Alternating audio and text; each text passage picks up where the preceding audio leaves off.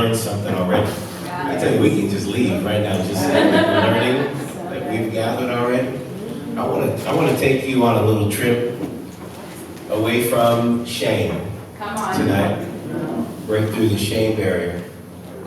You know, I do, in our Barrier Buster coaching, I do a session on overcoming the shame barrier. I don't think I've ever done it for anyone here. I think I maybe touched it in one of our services, but how many of you know that the next level, your next level is always resisted by a level of shame, a level of fear, a level of intimidation?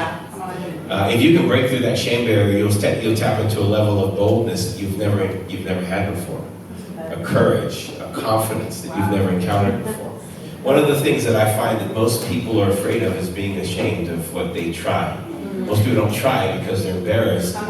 They're embarrassed before they even fail. Their expectation is to fail, so they're already ashamed of trying. If you don't try, you don't have shame. You don't experience shame, but you have shame. Shame prevents you from trying. So we're going to get into the barrier buster. First thing I want to talk about in the shame barrier, overcoming the shame barrier, dealing with shame is you have an inclination. How many of you know you're inclined to something? Yeah. You've heard already tonight some inclinations, some things of inclination. I'm going to try to move through as much of this slide presentation as I can. Now, I want you to know you're inclined to something. There's not an instinct in you, there's an inclination. Instinct means that you are animalistic. We are really not trying to tap into our animalistic instinct. We're really working towards our inclination. When we are leaning, how many of you know you lean a certain direction? Yeah. You lean into something, you lean a certain way. You have a certain bend, right? You're bent to being creative, or you have a bend towards being influential, or you have a bend to being, you have a certain bend. You like drawing, or you like art, or so you have a certain bend, you have an inclination. That inclination is what I want to tap into tonight. And we want to tap into breaking through barriers through tapping into this inclination. Barriers and lids are a result of this. Barriers and lids have a way of making you forget what you're doing and why you're doing it. I know you guys can't see it over there, but I'm going to read it, so you have to take good notes. Barriers and lids have a way of making you forget what you're doing and why you're doing it. If you encounter what you're doing and you're trying to figure, why am I doing this, why this, because you're hitting a lid over and over and over. When you have a lid, it makes you question. It makes you question what you're doing and why you're doing it. Lids and barriers are often the result of what worked last year, yet need to be re-innovated. Right. You need a re-innovation. You need a new innovation. So this lid is coming, and sometimes we get stuck in what's worked. Good. I mean, some of the systems and processes you get stuck in what works. We need to actually be able to go beyond what worked to what's going to work in this next season. And I want you to know, as entrepreneurs, what worked last year may not work in the next 2 years. If we look at the way we're educating people, our education system is going to fail within the next 5 to 10 years, just because we're not training people for what's coming. With the trends that are happening in the future, we're not going to have a generation that's ready. We're still training people to work in positions where they don't have to think. And we need to have people in positions where they think. Well, we can teach people how to think now, because automation is taking away the jobs that you don't have to think about. And so we're going to have a whole generation of people that don't know how to go to their next level because they don't know how to think. That's why the influencers program, that's what you're doing, and training and educating and building people is going to be the best, because you're going to train people to think with the new generation, a new mindset. And we're going to get people out of lids. We're going to get people, because people don't even know the lid is coming yet. But when you see Sears going out of business, you see some of these businesses going out of business that have built their whole business, their whole model is on someone not having to think. Now we have to have thinkers, and we have to have people who know how to think. So sometimes the lid and barrier, they're ruts. You found yourself in a rut, and you're stuck in a rut. So we want to make sure we continue to break the rut. You are stuck in a cycle, a religious routine that zaps energy, imagination, and time. Wow. That's a person who needs a barrier buster. Come on. You need to break through busting. You need to bust through a barrier when you have a religious routine that got you the results you have now. But how many of you notice even if you get into a routine of working out, you get into a routine of eating properly, your body starts to get so used to it. And you have to confuse your muscles, you have to confuse your diet, you have to bring some confusion to it, or else it will just make that the rut, and it will keep you in a sustained place. So you have to change things up. Innovation is built into the system of humanity. God wants us to constantly reach for more. This craving inside, we're going to talk about it in a moment, this craving inside of you for more is a God-given craving. And if you get into such a rut that you don't crave anymore, success comes too easy, you need to break the rut, and you need to change your standard of success to go to the next level. Your barriers and lids are cyclones of everyday do's that keep you from changing and growing. How many of you know a lot of people they say, well, how can I become an entrepreneur when I have this to do, and I have this to do, and I have this to do? They have this cycle, this whirlwind of keeping them sustained, this sustainable place. But they can't get free of the whirlwind to start something new because they're so stuck in doing what's today. And we need to teach you how to break through, how to sustain what you're in, so that we can get you to reach into what you're supposed to go into tomorrow. A lot of people don't go for their dreams because they have sustainability today. Sustainability can be healthy, but sustainability can be a danger. It can be a danger to innovation. And that's why we are in this season where we're not just having entrepreneurs, but we have entrepreneurs. Those that are going to come and they're going to break your system for the sake of growth. I mean, you need to be someone that can look at a system not to break it for the sake of destruction, but disruption is a breaking of a system for the sake of growth. And we talked about it, the key to a disruptor is having low-tech and high-tech brought together that gives you disruption. So if you are in this room, most of you in this room are prophetic, you have some kind of prophetic edge to you. You know that key to the next level is for you to have insight of what it can be, and then to start add technology in places and not get rid of the low-tech. Because the low-tech is the sustainable thing, and we sometimes want to just stay in the sustainable, but when you add the high-tech to it. So if you look at Uber, we talk about it, it's taxis, right? It's just taxis. Everybody turns their car into a taxi. What makes it different is, first of all, I empower someone through technology to do what's always been done. Right. That's a disruptor. You guys are tracking with me? Yeah. Can we look at some scripture for a second? Yes. Scripture, in Luke 11, it says this, and he said to them, which of you shall have a friend and go to him at midnight and say to him, friend, lend me 3 loaves. A friend of mine has come to me on his journey, and I have nothing to set before him. And he will answer within and say, do not trouble me. You guys see the word highlighted there, trouble? Yes. He said, do not trouble me. The door is now shut, and my children are with me in the bed. I cannot rise and give to you. I want you to know the reason that most people don't break through is because they think it's going to be too much trouble. Wow. It's too much trouble. And we don't ask one more time for that person discount or to add another person on that. Whatever you're negotiating, we don't ask one more time because you think it's too much trouble. You don't go for that next level that you know is supposed to be in your contract because you think it's too much trouble. See, you have to know that the key to not being ashamed is knowing that this is not going to be too much trouble. Yeah. And how many of you ever heard when you say, "Well, I'm sorry, I don't mean to trouble you, but would you mind doing this?"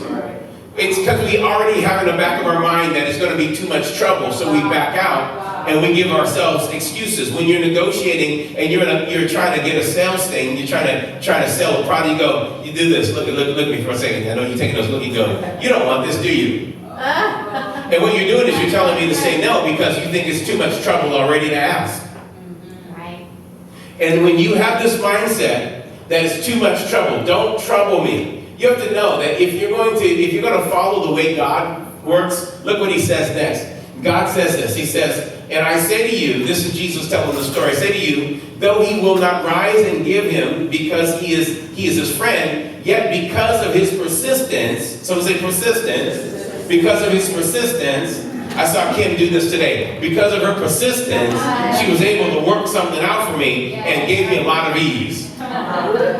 Because of her persistence, he will rise and give him as many as he needs. I want you to see this. He says, I'm not going to do this because of any other reason, but because she keeps persistent. See, she had persistence in her to the level that she didn't think it was going to be troubling. She didn't care if it was going to be troubling. I need these loaves of bread. My friends are coming. It's the Sabbath. I should be prepared. I'm not prepared. I'm knocking on your door. I'm going to keep on knocking until you get out of bed. Ben, your sleep is not as important as this moment. Come on, somebody. Your sleep is not as important as this moment. I know you sleep. I know your kids are sleeping. I'm going to wake them up if you don't get up out of that bed and come on, give me some loaves. I'm knock, knock, knock. Why don't you go away from my door? Knock, knock, knock. See, how many times do we give up before we're ready to give up? Because we think it's going to be too much trouble. But the Bible says here, but because of her persistence, he will rise. And this is what I love this is we follow on. You guys tracking with me? Look at verse 9. It says, and I say to you, ask and it will be given to you. Seek and you will find. Knock and it will be open to you. God just told us how to get a hold of everything we want from him. How to go to him and get everything out of his pocket. He doesn't want to give me the loaves, but he's going to have to. He's telling me right now, ask, seek, and knock. Ask and ask and ask. And this is God, this is Jesus saying, you want to know how to get your prayers answered? Let me tell you, trouble me. Trouble me. Don't stop troubling me. Keep on knocking. Keep on seeking. And I love that he's telling how we can get more money out of him. We can get more open doors out of him. You guys aren't happy enough with this message. We can get more. This is a barrier buster moment right now. You can get more breakthrough out of it. You can get those lids removed. He's saying, if you want to move me, let me tell you, all of the secret of the whole universe didn't have this. But I'm going to tell you right now, if you want heaven and earth, me to move it, ask, seek, and knock. Be persistent. Be persistent. Don't take no for an answer. Come on. Man, if you just don't take no for an answer, do you know what you can accomplish? Right. Just ask one more time, even though it's uncomfortable. Even though it feels uncomfortable. Right. And you go, I just have to ask one more time. Right. I just have to ask one more time. Why? Because I need these loaves of bread. You know why we quit? It's because we don't need what we're asking for. But when you need, when you must have, when you've got to have, I got to have it. When you've got to have it, when you must need it, I've got to work this out. You don't stop asking until you've got to have it. I've got to have it. I have to have this breakthrough. I have to have this increase. I have to have this life. I have to have this. And when you have that, I'm telling you, you'll get it. Because asking, seeking, and knocking is a form of persistence. Yes. Persistence. Persistence is this word which means shamelessness. Wow. Persistence is the Greek word shamelessness. Wow. I want you to know what God was saying, that this lady was, she had a shamelessness on her. That's why she got her answer. Wow. She got a shamelessness. That's why she didn't quit. She was not ashamed of asking again. She was not ashamed of trying again. She was not ashamed of hoping again. But Pastor, you don't know. I've been through this. I've actually had so many bankruptcies. You have no idea. I can't do this again. Don't be ashamed to ask again. Don't be. What is it? Because when God sees you acting shameless, having a shamelessness, He says, "Look at that persistence. Look at that persistence." You and I, in order to get to our next level, we have to be more persistent. We have to be more persistent. We have to be more persistent. You have to have shamelessness. Someone say shamelessness. See, that means you have to cross a barrier that you're not willing to cross, that you've never crossed before. The reason you don't have $1 million in the way you want, or $1 billion, or whatever your amount is, you don't have it is because you get embarrassed way too easy. Way too quickly. Now I'm telling you, the thing that I want to tell you, I want to tell you so clearly. Now I shared it in the past when President Trump was voted in. I said, you may not understand why he is voted in, but he has a persistence, a shamelessness that this nation needs. And if you don't like the way he's using it, catch the oil. Catch the oil. You can't. He may get. I don't know what's going on his future is, but I'm going to catch as much of the oil as I can right now before he's whatever happens. If he runs for another one, that's great. I'm going to keep that oil. If it doesn't happen, I'm going to catch the oil because when Obama was in place, I caught the oil of social justice. There was never a move of social justice like Obama. When he came into power, it established a move amongst the generation that didn't have a heart for social justice. It bathed us in the oil of social justice. But what is the power of social justice when you can't buy anything? Come on. So then God in a great goodness says, great, you have a heart of social justice, now I'm going to give you a heart to persist. Come on. So that you can create wealth to take care of all the things you're dreaming about. We got to be smart. We got to be smart. We got to be smarter than we are. We looking at politics and we're not seeing that God wants to bring oil on us. So what we need to do is we need to know how to go from what is predictable success. You know what? That's a rut. Predictable success. Systems and processes. I love franchises. How many of you know I'm an E-Myth guy? I'm all about the franchises. That's what the predictable success is, a franchise. I can buy a McDonald's and use that system. But how many of you know McDonald's is constantly having to have experimental success in order to go into the future? They had to go from just that little flat patty. They had 2 patties, come on, and a special sauce, lettuce, cheese, tomato. They had to have that. And then when they started to try to get healthy, when the whole move to trend was going healthy, what did they do? They then put a salad in a bowl, in a shaker, in a little cup. I love the salad in a cup. That was my jam. Drive-through salad, shoot. It was hard to drive with, but the fact that it was good, it was some good stuff. A little Caesar in it, just shaking it. But what did they do? They experimented. That sounds like a book that's coming out right now. They experimented with success. And we can't figure out what, we have the same ills in the earth, the same problems for the last 200 years. The highest level, 7 social ills are the same for 200 years. We've grown in technology, we've grown in everything, but we have the same ills. The same problems that have plagued the earth, the things that we're not really dealing with. The things that we just say, oh, that's poverty. Oh, that's drug abuse. These are the things that are killing our city. Yet we're busy trying to be predictable when predictable success hasn't worked 200 years. It gives us a satisfied lifestyle, but it doesn't change our world. I can take your successful story, the points that I'm giving, the points we all give, and we can be successful. But don't get stuck in that rut. We've got to learn on the way. In order to scale, we have to learn to multiply. We have to have multiplication. So from your current state to your future state. You guys tracking with me? Can you guys see well enough with it? Yeah. Decent enough. I don't want to. I could turn it. Maybe. No. Sorry, Kim, I'm messing it up. She's like, don't do it. Don't touch it. All the C personalities like, I can't hear anything you were saying anymore.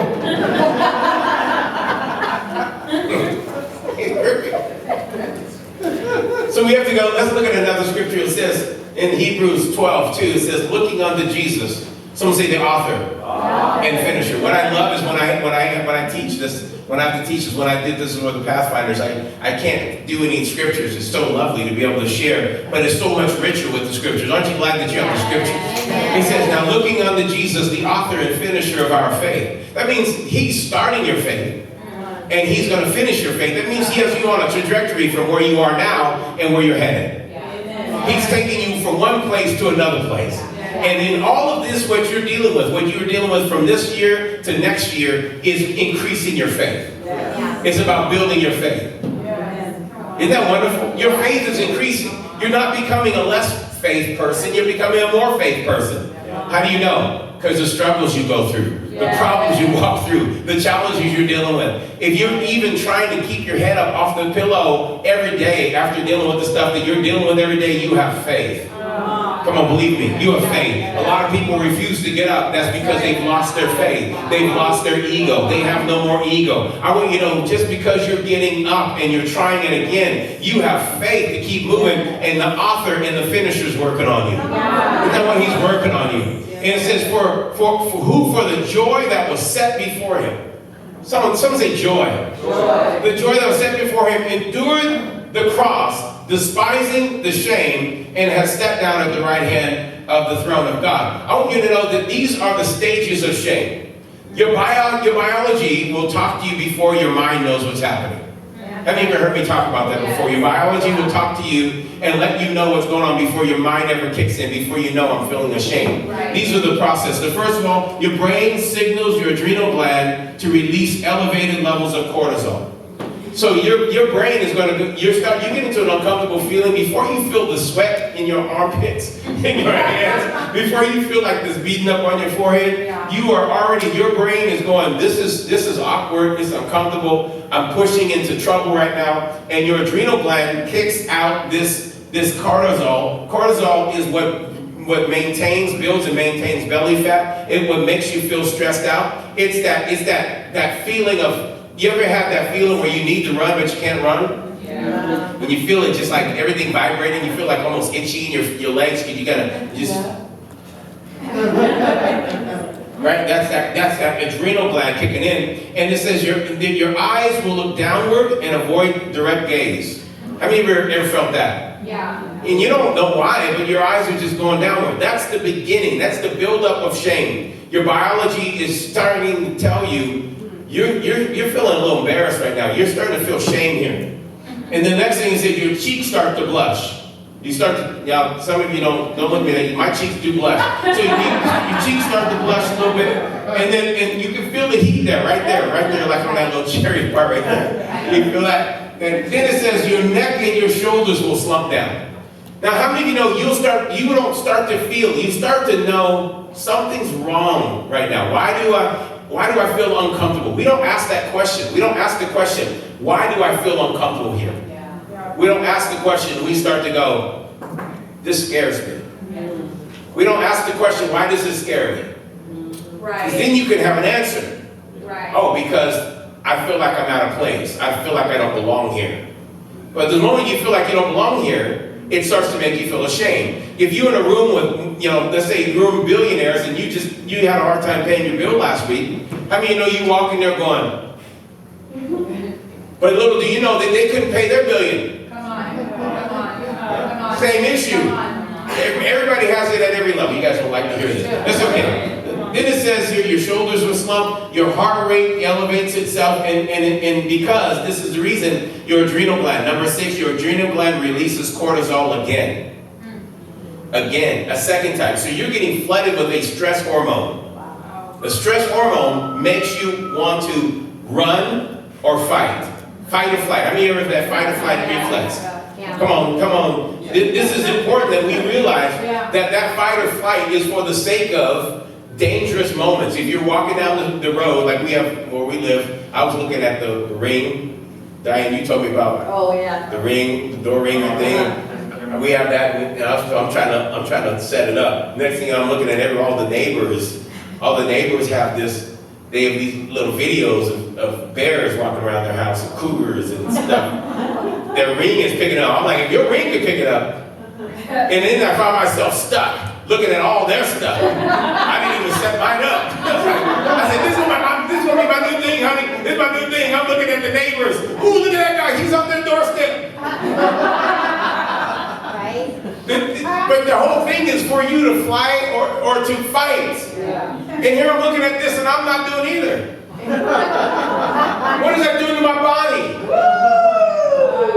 I'm getting stressed out for no reason because they have stuff happening. Right? And now I'm just feeling the same feeling. Now you feel this same thing, whether it's stress or shame. And when you start to feel shame, you start to feel stressed out. And you don't know why. You feel anxious, anxiety, you have heart palpitations. The Bible says in the last days, people will ask for the mountain to fall upon them because of their heart failing. You know why hearts are going to fail in the last day? Is because we're stressed out over things that we shouldn't be stressed out on. Because God's telling us to go forward and we have too much shame to go forward. Wow. There's nothing like being called to do something amazing and you're scared. Look what it says here. Your major arteries then start to constrict. And this elevates the heart rate. This is going to elevate your heart rate. Then that's when most people catch it. I'm having an anxiety attack. We got to go to the hospital. The doctor says nothing wrong with you. What happened? You hit a shame barrier. Wow. Then the last part, number 8, it says the major muscles are flooded with glucose. That's sugar going into your muscles. Have you ever woke up in the morning, you don't know why, you have pain here, pain in your neck, you have pain in your back, and you go, you ever felt that? Yep. Okay, you don't have to admit it, you faith people. That's all right. But the realization is because the sugar started to settle in your body as you were sleeping, and then you wake up and you go, why am I so achy? It's because you were stressed out with your shame the night before. Wow. That's good. It's really good. You guys all right? Yeah, that's good. I'm trying to work this out. I got a lot to tell you in the next 45 minutes. 30 minutes actually. And look at 18. Look, this is another story. 18. It says, in the parable he spoke, he says, let all men always pray and not lose heart. He's going to tell us how we can not lose our heart through prayer.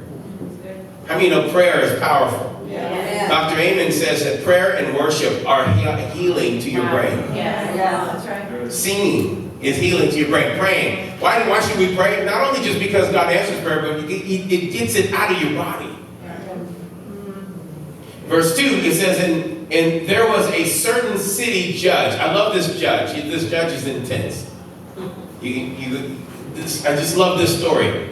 There was a certain city judge who did not fear God nor regard men. I want you guys to make that note. He doesn't fear God. Say he doesn't fear God. And he has no concern in regard for men.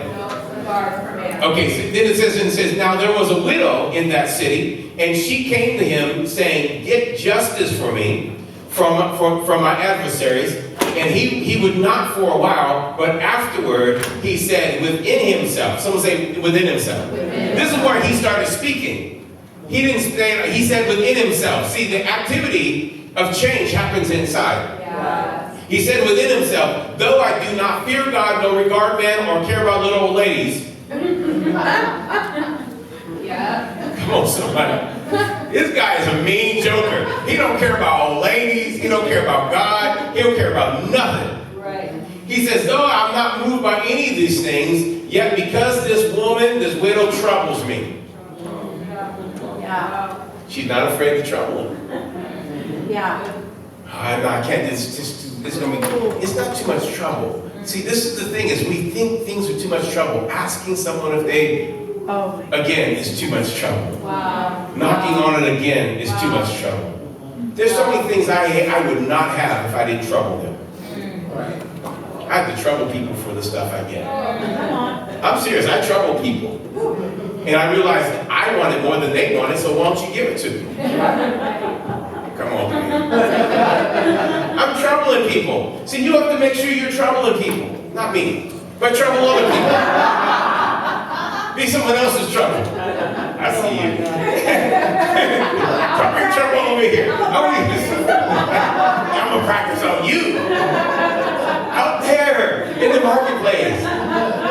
Yet because the widow troubles me, I will avenge her.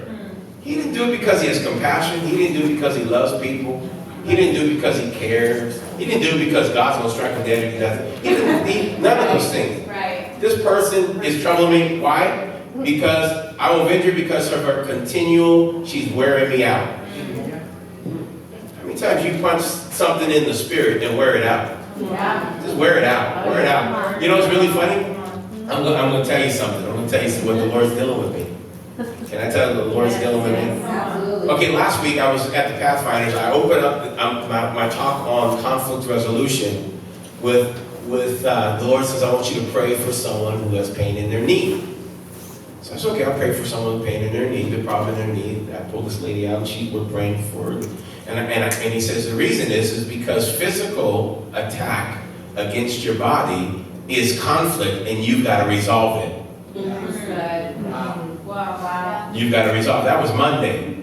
A Wednesday, I go work out and I pull something in my back. Come on. Pulling. And then the Lord says, conflict, resolve it. Come on, somebody.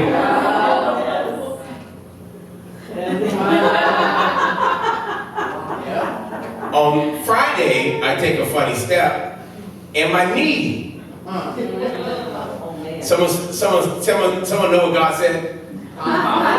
Okay, see, conflict, resolve it. Yeah. Resolve it. See, I have to contend for it. And when you are, I mean, all day, I'm just putting my hands on my knee, my back's great, on my knee, I'm just all day, in the name of Jesus, I command this to be restored. I'm resolving this. It has to come to a resolution. It has to come to a place where I win, because I'm going to wear this thing out. Yeah. I'm going to beat it black and blue. That's what that word, worry, she's going to worry me. Hypopiazo, which says to beat black and blue. How many of you ever fought something to the point of making it surrender? See, some of these industries will not surrender to you as a Christian until you beat it. That's good. Yeah. Come on, I'm going to try to get an amen from you on this one. Because the medical field is not going to surrender to us just because we're nice believers. Right. We've got to learn, we've got to discover, and we've got to be so persistent, and we've got to wear that industry out until it surrenders and submits. We've got to break it down. That's what this means. Look what it says: to cause bruises and livid spots. I'm gonna put some livid spots on this. I asked the Lord, what is going to take for Barry Bus to go to this next level? He says, you have to believe it. And if I believe it, that means I'm not ashamed to ask. I'm not ashamed to move forward. And I'm going to bust something open. Because literally, the app that I have is the only of its kind in the market. There's nothing like it. There's nothing like it. I take all of the mindset stuff that I've learned from Pacific Institute, Tony Robbins, or whoever, and then God Himself, and I put it in that app. And we're gonna like a boxer. We're gonna buff it. We're gonna break some things open. How many of you are with me? Yeah. You guys are getting too quiet. That means I gotta stop talking. So I want to just take you through this, and then I want to tell you just one. I'm gonna try to slip into something else that's gonna help. So I'm going to move through this fast. How many of you can say amen so I can move through it fast? All right. So I want you to know, if you're going to go from where you are current to where you are in the future, where you are current, you have asking in your heart. You have to have something to ask for. You have to have something that you're putting your attention on and you're asking God, I want this. What are you asking about? You're asking about the joy that you set into your future. What does your joyful future look like? We have to set something in the future that's called joy. My life looks like this, full of joy. This is what I look like when I have joy. Right. And when you have that asking and you're setting you something in the future, then you start to walk on this process. You hit this thing called the singular cortex barrier. The singular cortex barrier is that frame of the part of your mind that science believes has lodged your shame place, your shame barrier. You have things in that area that say, I can go this far or I can't go this far. This is too much trouble. And they said some of that is active because of the way you were raised. What happened in your upbringing, it got locked into your brain. Hardwired in. The people who have less shame have a certain size, and people who have more shame have a certain size singular cortex. It may have happened when you tripped when you were a child and they go, ha, ha, ha, ha. And you said, I'm never going to do that again. And it locks into that barrier in your singular cortex. Yeah. Or it may be when you tripped and they said, you can get up and keep on going, and you didn't feel shame, and it allowed your singular cortex to be strong. You understand? So we need to know that at the singular cortex, the moment you push that barrier where you think trouble is starting, this starts to pull on that. And you need to know from there, you have to go into seek mode. Someone say seek. We're going with ask, seek, and knock. Okay, I want you to know that we have a process. But he says when you pass this cortex, you're going to go through, you guys know what the 1, 2, 3, 4, 5 is? No. That's the countdown of what's happening in your biochemistry, in your shame. As you're pushing past where you are current, going to your future, after the step joy, you have to do what the Bible said Jesus did. He despised the shame. Yeah. So you have to despise the shame, going from where you are current to where you are in the future. You have to despise it. So this is what you have in your mind. Elasticity is the ability to shrink back. Plasticity is the inability to move ahead. So we don't want plasticity that moves us back, but we have to stretch, and you have to stretch until you break it. Have you ever pulled a rubber band to the point of breaking? Yeah. We want that elasticity to the point of breaking. Good. We want it to break. Moments of pain, shame, embarrassment, rejection create plastic places. So here, this singular cortex, is this too much? There's too much education? That's what we're here for. Okay, the singular cortex is a plastic place. It doesn't want to move. It wants to bind you to that failure. It wants to bind you to that shame. It wants to bind you to that insecurity. It won't move. It's like a mold, a plastic mold. It's not flexible. But the moment you start to pull it, you are pulling against it, and then you start to walk the shame barrier. So this shame, you go through the cortex, it starts to tell you, you should be embarrassed with this. You should be embarrassed with this. You should be embarrassed. It goes from your, what was it? It goes from your brain to your adrenal gland, right? The first step. Then from that, your cheeks, cortisol kicks in. You start to feel your cheeks get warm. You start to feel your shoulders go down, your neck go down. You start to feel your heart racing. That's 1, 2, 3, 4, right? You're feeling those things. What you're doing is you're headed the right direction. Come on. But the whole time it tells you to go back. Wow. Stop it. Go back. What are you doing? You're going to embarrass us. Stop embarrassing us. Stop pushing. And so you got to be like a person in a snow blizzard pushing through, and everything's telling you to go back, and you're going, no, I need this. See, what I want you to know is the moment you feel that, you're going the right direction. That's good. So then you have to knock. You're going to hit that threshold, that shame threshold. The shame has a threshold. How many know there's a shame where you go, I've gone so far, I can't go back. How many of you ever said that? Yeah. You hit that shame threshold and you push past it, you go, there's no way for me to go back. I can't go back. I've got to go on. If you hit that threshold where you're going, I'm going to keep on pushing, that's when you achieve. And that's when you go through the last part. Your heart's racing while you're doing it. But that heart race means you're getting victory. Because you're still heading towards the right thing. Your heart's racing, now cortisol, everything, I'm itchy all over my body, I want to flee, I want to run, but I'm going to fight instead. So you break that. When you break that, it snaps. I mean, literally like the rubber band. It pops.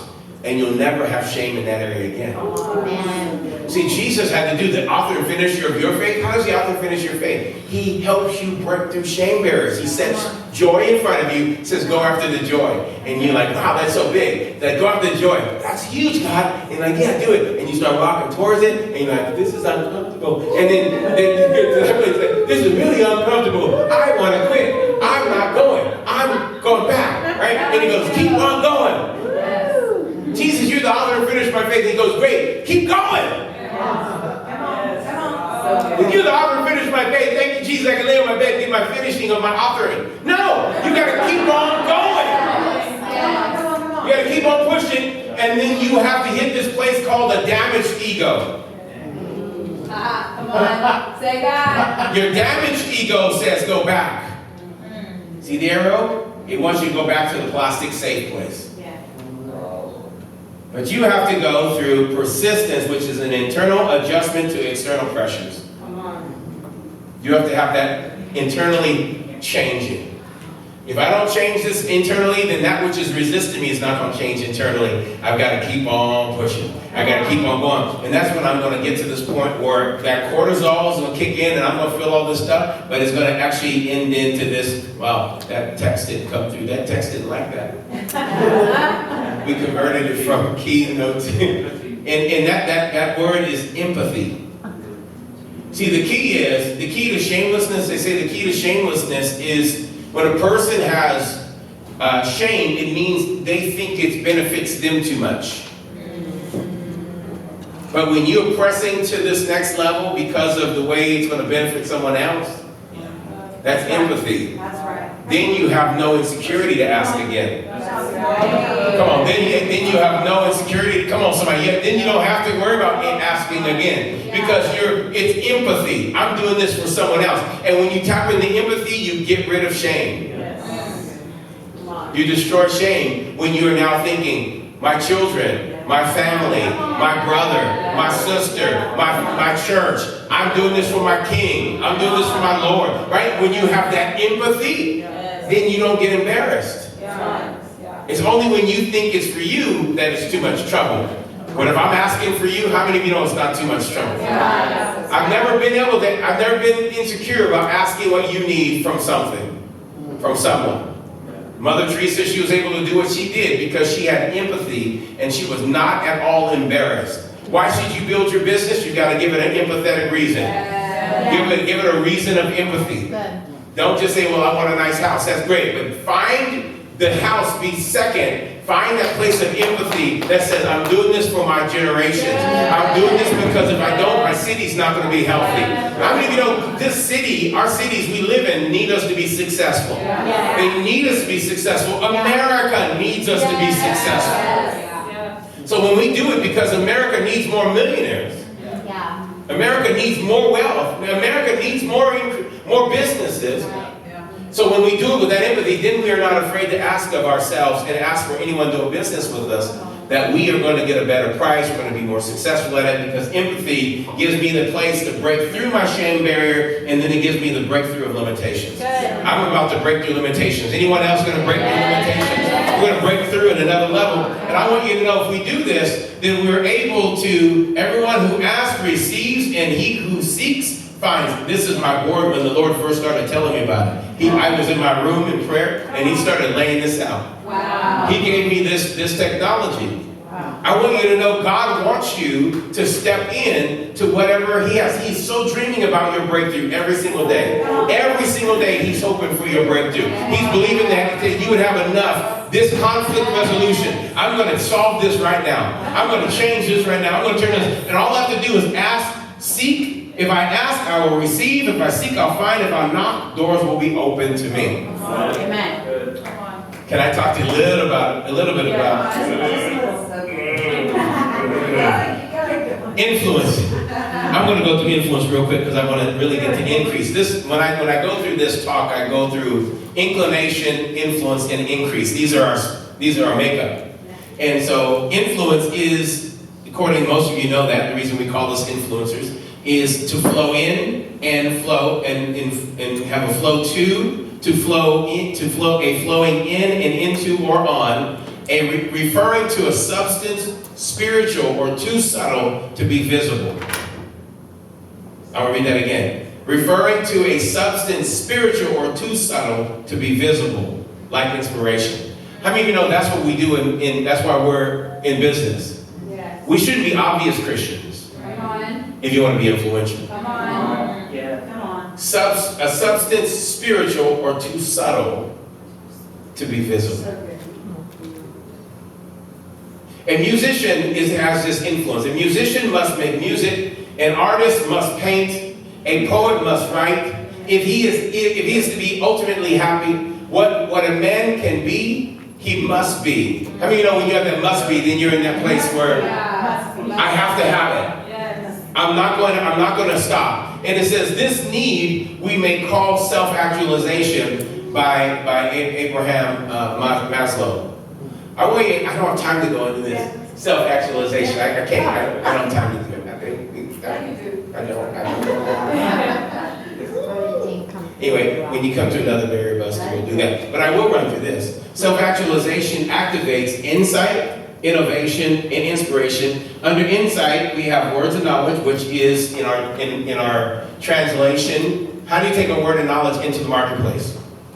It says it right here. These are all open book. Good. Intelligence and understanding. Intelligence and understanding. So when you have a word of knowledge in the marketplace, it's intelligence and understanding. That's good.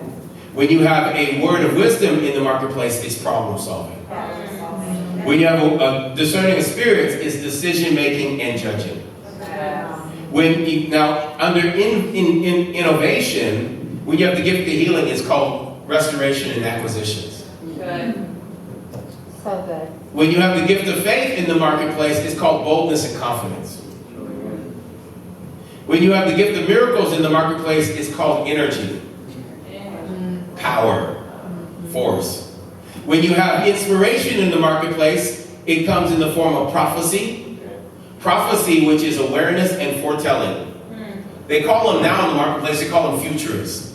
People who talk about what's coming in the future. Yeah. Have you know, we all should have a job as futurists. I'll tell you what's coming in the future. Let me just tell you that. Are you guys, this is fun. If you want to have tongues in the marketplace, tongues in the marketplace is language. It's language that's unifying and divisive. You must have both unifying and divisive language. Things that separate people to the vision, that means you have to separate things that are not of the vision. Communication, the gift of communication. And then interpretation, the gift of tongues and interpretation is clarity in a meeting. Good. How many times you've been in a meeting where you're like, what are they talking about? And someone needs the gift of interpretation. Let me just explain what he just did. So we're going to skip all that. We're going to get an increase. I want to talk about increase for a second. Good. Just 1 minute. Increase. I plant, Apollos watered, but God gave the increase. Wow. Some say increase. So then neither he who plants is anything, nor he who waters, but God who gives the increase. Oh, you know, increase is the word I want us to really dig in this next month. Okay. This word, increase. And many of you have heard me talk about it. It's the Greek word that's used only once in the Bible, and it's the word oxano. Oxano is the life force of God that lives in everything. How many of you know when you see a blade of grass grow from one size to the next size in a week, that blade of grass is being pushed to its next level by oxano. Its desire to reach its next level is oxano. How many of you have a desire to reach your next level? Yeah. That's oxano. Yeah. That's the anointing of increase. How many of you have a desire to be rich? Yeah. That desire, you can't explain it. Yeah. People can't explain it, but it's oxana. It's that God force that's in you that craves more. Yeah. And some people say that's greed, but it's not. It's not greed because I don't want to use it in evil. I want to just use it to find out expressions that God wants to bring through me. Yes. Right? Yeah. That's good. You see, when I was young, I wanted to play instruments so badly. And I didn't know why I wanted to play instruments, but I was no good at it. I touch a piano and I think the piano will break. I get on the drums and I tried every kind of instrument. My teachers couldn't teach me anything. But inside of me was a desire, oxano.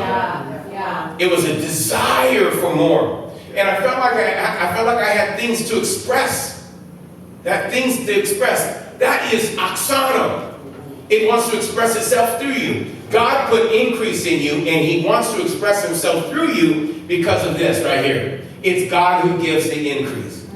This tree right here, this tree is a mustard seed grown into a mulberry tree. Mustard seed. That's a big tree. I don't know if you can see it. The root system, it's just huge. The trunk is huge. It just takes off. The reason this tree grew is oxana. The reason you're going to go to your next level is because of oxana. Wow. Right? It's that desire to increase. And I want to just give you permission, if I can just end with this permission to never stop growing. Come on. This permission to crave and to crave and to crave, and don't think your craving is evil, because God put the desire inside of you. The spirit of increase is the desire of God to feel and see full of expression of his life through you. God looks at that tree that we just had up there. He looks at that tree, so I go back. He looks at this tree and he goes, I love how it's using my increase. Yeah. Good. How I'm able to push this life through it. He loves that. And he's looking at you and going, I have so much life that I'm pushing through you. Right. How are you expressing it? Are you letting it be fully expressed through you? Come on. Are you letting him challenge certain areas? So my new friend and Wendy, they are letting life flow through them. Wendy used to be a worship leader. Now she's a marketplace, turning things upside down. I said, how do you go from you went to school and you major in English, went into worship, and now doing business? She goes, well, it's all communication. Yes, exactly. And that's what oxano wants. Oxano says, if you're a communicator, how many ways can you communicate? Oksana says, I'm pushing increase through you. Which ways do you want it to go? Yeah. You tell it which way to grow. If you are like a tree planted by the rivers of God, isn't that what the Bible says? Then you want to grow up just as one, or you want to spread out. And we're going to do some business, and we're going to do some ministry, and we're going to do some real estate accomplishment, and we're going to do some writing, we're going to do some filming, and we're going to do, see, because that's what Oksana wants to have full expression. And Oksana says, yes, we can prophesy and do it, and yes, we can do this. And what I really want is for us to figure out, if the same God heals a body over there, how does he express that? How does that Oksana come through us in the marketplace? And it's what it is. And I tell people it's acquisitions.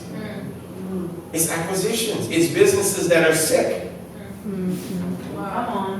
That healing anointing wants to flow into sick businesses. You and I, when we start to operate in healing anointing in real life, we will actually start to have more and more businesses given to us, more and more acquisitions, more and more happen to us with capturing market shares. Because Oksana takes over. Come on. So good. Think about it. You put a seed in the ground and that seed goes, get out of my way. Come on. You don't got to tell it which way to grow. Only certain people try to control it, make it grow up a stick. But if you don't make it grow up a stick, it's going to grow. Come on, somebody, it's going to grow whatever way it wants to grow. I feel like going that way. I feel like going, but the whole time I'm maximizing the full use of this increase that's on the inside of you. How many of you feel like you have just this craving? I have this craving for success. I have this craving for riches. I have this craving for wealth. I have this desire. And in the modern day Christianity, you could be told that is wrong, but I'm telling you, it's Oksana. It's the power of increase. And he just wants to express himself through you. So let him know what it's like for you to be a millionaire. Express himself. And the more wealth and the more resources you have, the more you actually can take advantage of life. You know, there's some things you can take advantage of life if you had a little bit more money. Right? You choose based upon your resources. The life you're going to live, you choose based upon your resources. Well, if I had more money, if I made this much money, we all could dream. If you had $1 million, how many of you know you could dream? What was the question I asked when some of you were being interviewed for the influencers? If you had $1 billion, how would you spend it? You know why? Because that pops your lid and you go, I'll come through me. It gives you an opportunity to go, God, I'm not going to think unlimited anymore. I'm going to think of how to spend $1 billion. It makes you go. So obey the growth. Obey that increase. Obey the desire to be bigger, to be stronger, to be mightier, to be wealthier. Obey that spirit of increase. God used this word once in all of the Bible. That's powerful.